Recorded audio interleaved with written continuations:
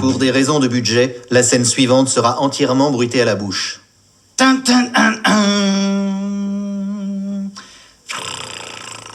Oh mais écoute, plaie d'argent n'est pas mortel enfin. Oui?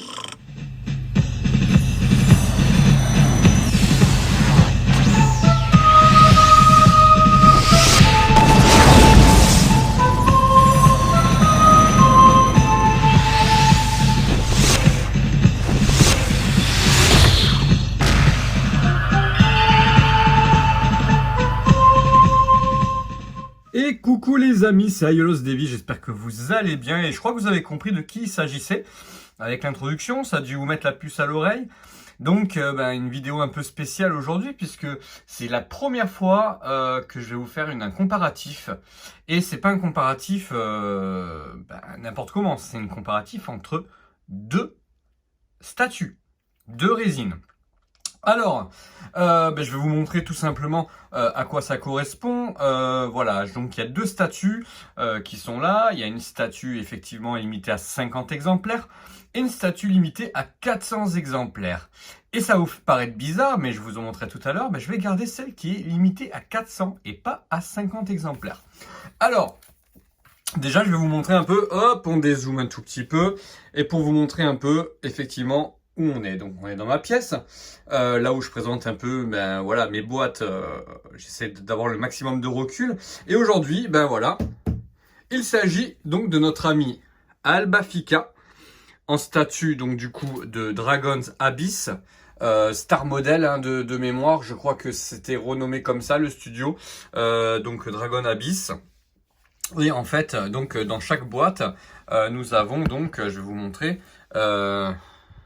du coup, une carte avec le dessin donc d'Albafica, voilà, et un petit mot du coup. Et donc nous avons ici donc notre fameuse résine. Alors celle-ci, c'est effectivement, après on verra, je vous montrerai comment ça se passe. Voilà la boîte comment elle est, donc la boîte avec donc du coup plutôt bien protégée à l'intérieur. Et ici derrière nous avons donc Albafica dans sa pose emblématique de Lost Canvas, celle où donc, du coup il combat Minos et ses sbires, voilà, donc il les attend du coup cap au vent sur un pilier entouré de roses. Et honnêtement, alors pour un studio non off, c'est quand même plutôt pas mal ce qu'ils ont fait. Alors j'avais été, c'était ma toute première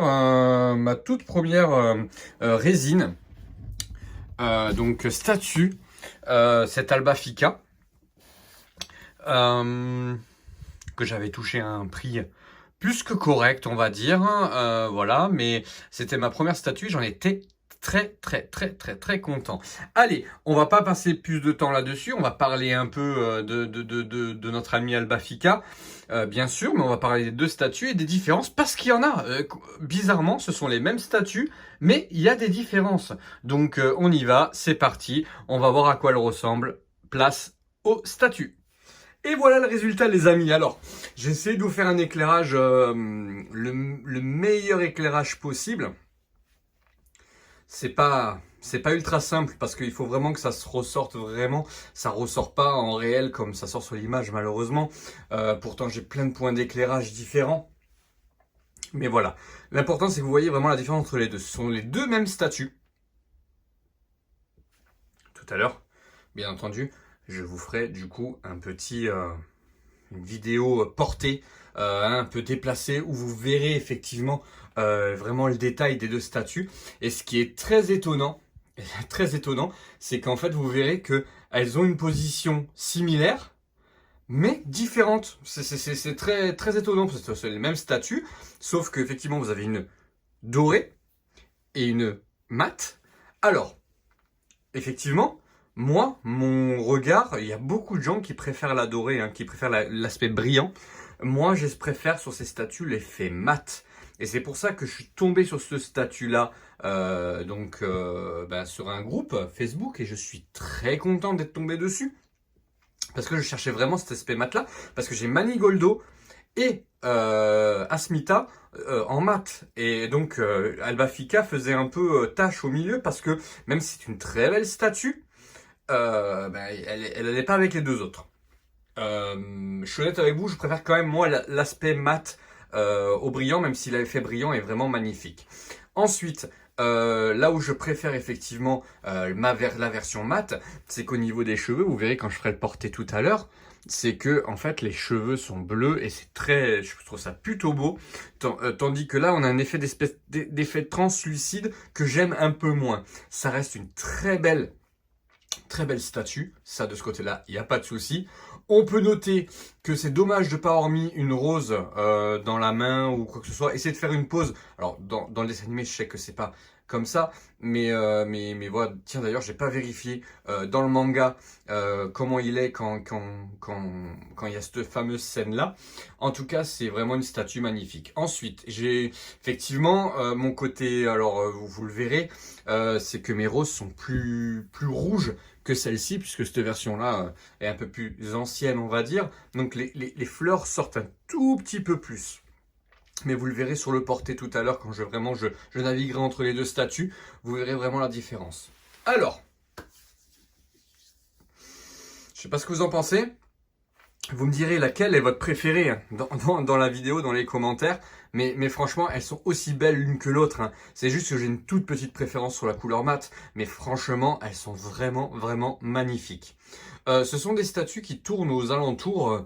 Alors, on peut les trouver, si on fait le bon coup, aux alentours de 200-250 euros. Maintenant, ce sont des statues qui tournaient à leur sortie aux alentours de 350 euros. Voilà. Maintenant, voilà, Lost Canvas reste un univers pour les vrais passionnés, dans le sens, je parle où il faut vraiment avoir adoré le manga pour prendre cette résine-là. Je sais qu'il y a beaucoup de gens qui ont aimé The Lost Canvas, dont j'en fais partie, vous me connaissez, mais je peux comprendre, il y en a certaines qui restent donc sur le manga principal, mais honnêtement, Albafika, il vaut... Je vais me faire des ennemis, pardon, mais il vaut 10 fois un Aphrodite, par exemple. Même si Aphrodite est très beau, voilà. Oui, je sais, Teshirogi a mis les Chevaliers d'Or en avant, mais c'est ce qu'on voulait tous. On a tous voulu que les Chevaliers d'Or soient plus mis en avant. Voilà, donc dans Soul of Gold, pourquoi Soul of Gold a été créé? C'est pour mettre les Chevaliers d'Or en avant et vendre des jouets et vendre des armures SOG. Maintenant, Lost Canvas, je suis pas objectif du tout puisque c'est l'un de mes mangas préférés, que j'adore tellement l'œuvre que pour moi c'est du même niveau que Senseiya, Hérésie pour certains, d'accord pour d'autres, voilà, c'est mon avis, c'est mon choix, je n'influe jamais personne dans mon sens, tout le monde a son propre opinion, mais pour moi Lost Canvas c'est une tuerie. Voilà. Ensuite, derrière, vous verrez, j'ai une petite gravure en bois qui a été faite du coup pour ma fille par un ami. Donc du coup, voilà, je l'ai mis derrière en fond. On le voit pas très bien, mais vous le verrez avec la vidéo, on le verra un tout petit peu mieux. Écoutez, que dire à part que Albafika, du coup, sur cette scène-là, c'est la fameuse scène en fait où il fait face donc du coup à Minos et à ses sbires. Mais quelle magnificence de cette beauté, cette classe. Et je trouve que donc du coup le studio qui a fait donc ces résines ont vraiment réussi, ils ont vraiment réussi à retranscrire la scène, à retranscrire donc du coup la noblesse de ce chevalier qui est tout simplement magnifique. J'adore Albafika des Poissons. C'est vraiment un chevalier d'or exceptionnel, effectivement, je spoil pas, mais effectivement c'est l'un des premiers à partir, et pourtant on s'en souvient encore. Alors on s'en souvient pourquoi? Parce que c'est le combat le plus marquant presque, hein, on va dire, du dessin animé qui a été arrêté en cours de route, mais même dans le manga c'est très très fort, et à part moi, Régulus, que j'adore, donc Chevalier du Lion de Lost Canvas, que j'adore, Albafika, Manigoldo, effectivement, hein, alors qu'on soit d'accord, Albafika et Manigoldo arrivent à tirer leur épingle du jeu aussi par rapport à Deathmask et à Aphrodite, qui ont été quand même saccagés dans l'œuvre originale, où c'était vraiment... si t'étais poisson ou cancer, t'étais bien dégoûté dans la cour. Moi perso, hein, vous le savez, je suis sagittaire, c'était pas mieux, il était mort, on le voit jamais, il est mort tout de suite, et d'ailleurs on le voit même pas mourir tout de suite, etc. Voilà, c'est pas toujours simple, mais au moins il avait une espèce d'aura. Les chevaliers, les gens du signe du poisson et du cancer, j'ai beaucoup de gens qui me disent « Ouais, Davy, purée, Albafika, génial et tout. » Enfin, ils redorent le blason de mon signe. Et pareil pour Manigoldo. Et je les comprends. Et je les comprends. C'est un peu pareil. C'est comme Rasgado, le chevalier du taureau. Voilà, ça, c'est Aldébaran, c'était toujours le premier à se faire dézinguer. Hein. Que ce soit dans Hades ou que ce soit... voilà, il se fait dézinguer. Pourtant... Aldébaran est un super chevalier et pareil, il a été mis un peu de côté, mais si vous regardez bien dans l'œuvre originale, quels sont les chevaliers d'or qui ressortent réellement? Saga, bien sûr, des Gémeaux, Shaka, bien sûr, de la Vierge. Ensuite, on a quelques-uns qui ressortent comme ça, hein, voilà. Je vais blesser personne, mais on les voit très peu, les autres chevaliers. Donc, ben voilà, l'avantage de Lost Canvas et de Teshirogi, donc la dessinatrice, du coup, hein, l'auteur de Lost Canvas, c'est d'avoir remis en avant certains chevaliers, et notamment certains chevaliers d'or. Et honnêtement, pour ça, merci. Merci à elle, parce qu'on peut décrier, on peut dire ce qu'on veut, mais pour moi, c'est le meilleur spin-off de Senseiya à l'heure actuelle. Vous allez me dire, c'est pas dur, mais voilà, quand je vois des vidéos d'Omega, je manque pas de respect à Omega, juste pour une raison. J'ai pas tout vu, voilà. J'ai pas tout vu, donc je vais pas saccager. Je vais pas dire que c'est de la daube, parce que tout simplement, j'ai pas tout vu. Et quand on n'a pas vu quelque chose, il faut éviter de critiquer quand même. Parce que voilà, c'est tellement facile de critiquer quand on n'a pas vu la chose et juste surfer sur le truc de dire Omega c'est pourri. Non, je dirais Omega c'est pourri le jour où j'aurai vu tous les épisodes. Pour le moment, c'est pas le cas. Allez, sur ce, on y va. On va essayer d'aller voir d'un peu plus près. Je vais partir en caméra embarquée, on dirait Nicolas Hulot dans Ushuaïa. Je vais essayer de partir en caméra embarquée pour vous montrer les différences et vous commenter au fur et à mesure. Et on finira, bien sûr, comme d'habitude, sur une petite musique. Allez, on y va. On va commencer du coup par la dorée. Allez, la brillante. Alors comme vous pouvez voir, alors, donc vous voyez derrière la sculpture en bois. Je vous la montre un peu, qui est de toute beauté. Merci Seb. Ensuite, alors, ça scintille dans mon téléphone, donc je suis en train de pas perdre le fil de la vidéo. Allez, alors vous voyez, c'est une très belle résine. Ok. Et vous allez comprendre un peu. Alors, je vais vous montrer après tout à l'heure ce que je préfère sur l'autre. Voilà, ça reste une très belle figurine. Vous voyez, il est assis sur le pilier, pas de souci. Ok, on a le logo de The Lost Canvas. On a ici la petite plaque d'Albafika. Génial. Les roses sont super belles. Les cheveux translucides, je suis pas fan. Voilà. C'est pas vilain, hein, attention, hein, mais je suis pas fan de ça. On va essayer de zoomer un tout petit peu, histoire de pas enlever l'éclairage, vous voyez. Alors, le visage fait très poupée de cire. Et vous verrez, il n'a pas cet effet-là sur la mat. Alors, vous allez vite comprendre. Voilà, l'effet de la cape, tout est somptueux. Voilà, c'est somptueux, c'est magnifique. Le pilier... le signe du poisson sur le pilier, hein, vous voyez, hop, ça c'est magnifique. On a la même chose sur la mat, d'accord, identique, le socle est le même, sauf que moi j'ai une couleur un peu plus vive sur le socle, sur celle-ci. Et ensuite on a donc ici le mat. Okay. Alors vous voyez, elle a un petit défaut et en fait je peux faire ce que je veux. La pâte à fixe ne tient pas complètement la nageoire. Hop. Et j'ai pas envie de coller. Voilà, je suis honnête avec vous, j'ai pas envie de coller. Donc vous voyez, il y a la nageoire ici qui s'en va. Hop. Je vais couper pour la remettre, d'accord ? Voilà, on va aller voir la mat maintenant. Donc la mat, vous voyez, on a pareil, on a le signe du poisson ici. On a du coup, pareil, The Lost Canvas ici la plaque Albafika, légèrement plus rouge, voilà, légèrement plus rouge que l'autre. Le pilier, tout est pareil, et là en fait on a cette beauté. Alors, et vous voyez ce que j'aime, le bleu des cheveux qui est beaucoup plus accentué, qui fait plus comme dans l'animé entre guillemets. Alors là il ressort très foncé, mais il est moins foncé que ça hein, en réalité. Là il fait très foncé, mais il est beaucoup plus turquoise. Le visage, regardez comme il est beau. Waouh, je le trouve magnifique. Alors le visage, vous voyez, par rapport à celui-ci, il fait moins poupée de cire. Il fait plus masculin, il fait plus... alors il est très, très bien sûr androgyne, hein, Albafika, mais il fait plus... Voilà, je le trouve moins poupée de cire, du coup les lèvres ressortent moins, et je le trouve beaucoup plus beau. Après pour le reste c'est identique. Identique et pas vraiment. En fait, je me suis rendu compte en les positionnant, alors il faut savoir que pour les poser, je vais un peu dézoomer, hop, faut savoir que les corps sont en une seule partie, il n'y a que les épaulettes, la tête, la cape, les mains et les pieds qui s'enlèvent, d'accord, presque comme une misclose en fait, mais sinon le corps est entièrement... c'est un peu de voilà, on peut pas bouger, on peut pas bouger les jambes, etc. Et je me suis rendu compte, alors je vais essayer de faire ça doucement, et vous allez vite comprendre l'axe. La position des pieds n'est pas exactement pareille. Alors c'est peut-être pas visible énormément sur la vidéo, et pourtant,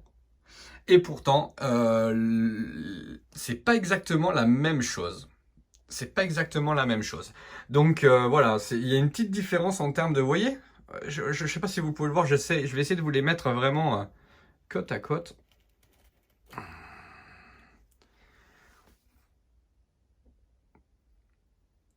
Ils n'ont pas la même position. C'est pas l'effet optique, hein. C'est vraiment, elles n'ont pas exactement la même position. Celui-ci est un peu moins tassé que celui-ci. Celui-ci, on dirait qu'il est un peu plus tassé sur lui-même avec les jambes qui remontent un peu. Vous voyez d'ailleurs, le plastron et la main ne sont pas positionnés de la même façon.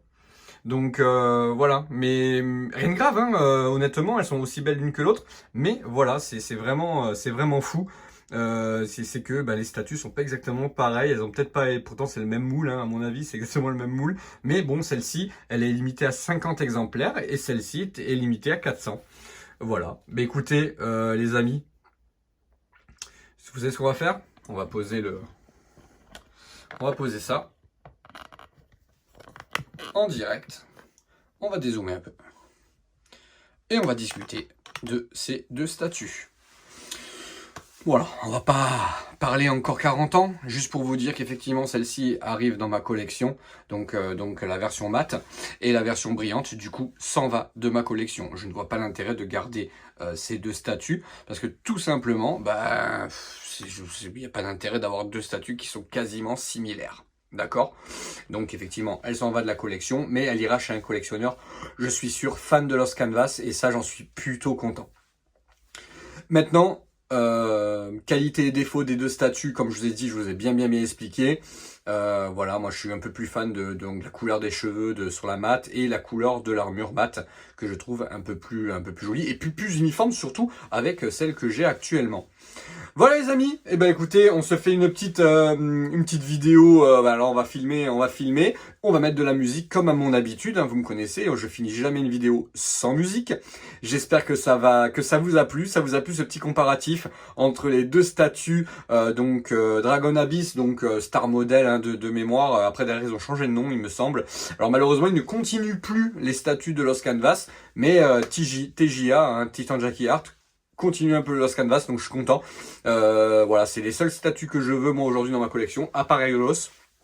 Ce sont effectivement les Lost Canvas. Je vous dis ça et puis je vous viens de vous faire la vidéo sur Shiryu. Ouais, tout va bien. Bon, Shiryu c'est un peu une histoire d'amour, c'est un peu compliqué.